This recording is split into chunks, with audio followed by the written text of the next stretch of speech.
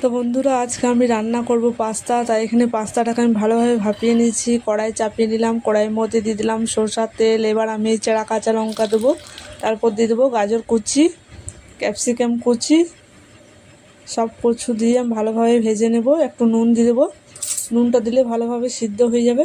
তো একটু নুন দিয়ে দিচ্ছি।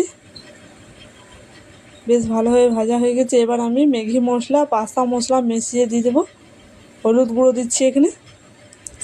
এবার আমি ম্যাগি মশলা, পাস্তা মশলা একসাথে মিশিয়ে দেব। দেখুন, খুব ভালো লাগে, টেস্টটা খুব ভালো আসে। এবার আমি টমেটোর কুচি দিয়ে দিচ্ছি।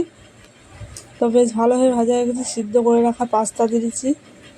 তো বন্ধুরা দেখুন, রান্নাটা খুব ঝটপট হয়ে যাচ্ছে, খুব ভালো লাগে। বাচ্চাদেরকে দেবে খুব মজা করেই খাবে।